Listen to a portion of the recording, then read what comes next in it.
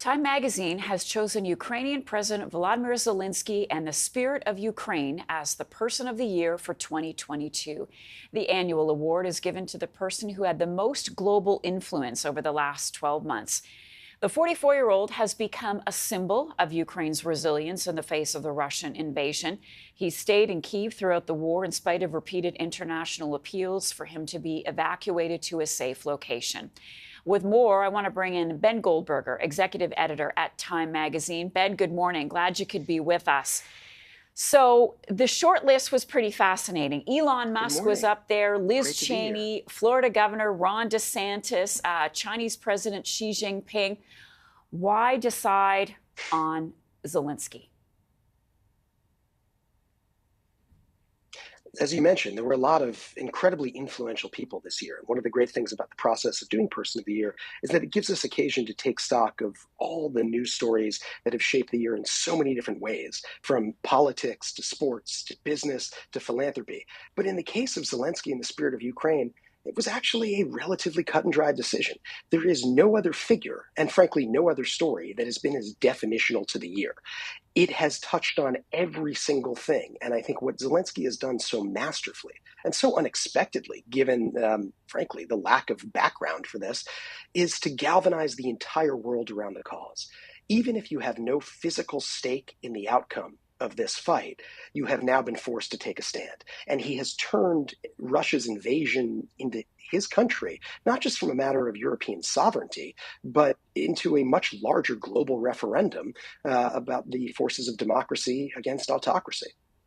The cover of the magazine itself is quite stunning. Can you talk to us about the response from Zelenskyy to being named Person of the Year by Time? I've not heard directly from him yet. I think that one of the things that we know about Zelenskyy, both from our reporting over the years and the author of the story, Simon Schuster, I would venture to say is perhaps the best informed and best sourced journalist on this story. He has been covering Russia and Ukraine in various forms for more than 15 years. He interviewed Zelenskyy extensively before he became president, and he has spent much of the last year in and out of the presidential compound in Kyiv. So he understands intimately what makes him tick. And I think that the fundamental premise of Zelenskyy and his administration is that they need to keep the world's eyes on this struggle. They recognize that there are literal physical wars, which they are very much engaged in, but also a war for people's attention. And he is actually a master at leading that sort of war, despite having no experience in the more traditional form of battle. A lot of people thought it might be Elon Musk again this year. He won last year. Has Time magazine ever chosen the same person 2 years in a row? We actually have. There have been many winners, I shouldn't say winners, excuse me, many people have been recognized as Person of the Year multiple times, but only one who has been recognized in back-to-back years, and that is Richard Nixon. Elon Musk had a really strong case this year, and I think what we say with Person of the Year is that we aim to make a choice that is both recognizing their influence over the year, but ideally forward-looking too. This is my 7th year leading Person of the Year, and I think we have often captured something that is only going to grow in its influence. In the case of Elon, I think that's certainly the case. And who knows what will come of his Twitter ownership. And I think if nothing else, Elon's influence is clear and not abating anytime soon. Indeed. Just quickly, who won Icon of the Year, Athlete of the Year, and Entertainer of the Year?